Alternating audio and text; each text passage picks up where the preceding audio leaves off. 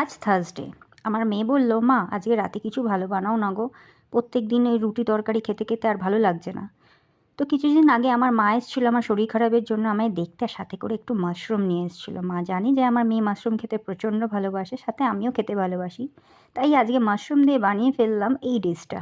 প্রথমে বাড়িতে ম্যাগি ছিল, ম্যাগিগুলো সেদ্ধ করে নিলাম।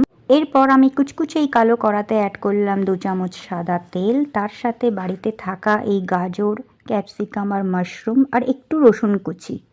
আপনার বাড়িতে যদি আরও অনেক কিছু ভেজিটেবলস থাকে আপনি অ্যাড করতে পারেন। আমার বাড়িতে এই কটাই ভেজিটেবলস ছিল বলে আমি অ্যাড করলাম। যারা ঝাল খেতে ভালোবাসেন তার সাথে 4টে কাঁচা লঙ্কাও চিড়ে দিতে পারেন, আমি দিইনি কারণ আমি আর আমার মেয়ে কেউই ঝাল পছন্দ করি না।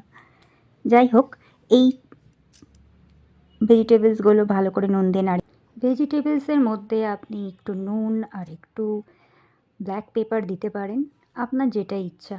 আমি এতে কিছুই দিইনি, শুধু নুন দিয়েছি আর তার মধ্যে অ্যাড করেছি গরম জল। এবার এটা আমি একটা অন্য পাত্রে দিয়ে ফোটাবো। চলুন ওদিকে সবজিগুলো সেদ্ধ হোক ততক্ষণ।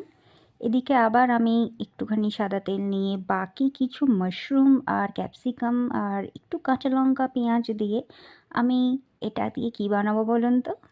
Chilli mushroom. হ্যাঁ, ঠিকই ধরেছেন।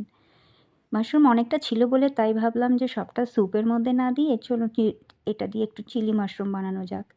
তাই আমি এতে যা যা দেখতে পাচ্ছেন, একটু রসুন কুচি দিয়েছি, একটু নুন দিয়েছি আর একটু সল্ট পেপার।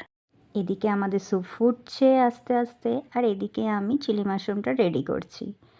তো এইগুলো ভাজা ভাজা হয়ে এসছে, এর সাথে আমি অ্যাড করছি tomato sauce, chilli sauce, soya sauce আর ভিনিগার। সবকটা একসাথে মিক্স করে এতে ঢেলে দিয়েছি। একটুখানি এটা নাড়াচাড়া করব, তারপর এতে দেব হচ্ছে বাবা, আমাদের মাশরুম তো মানুষের মনের রাগের মতো ফুটছে। যাই হোক, এর মধ্যে দিয়ে দিলাম হচ্ছে কর্নফ্লাওয়ার গুঁড়ে। কর্নফ্লাওয়ারটা 2 চামচ দিলেই হবে।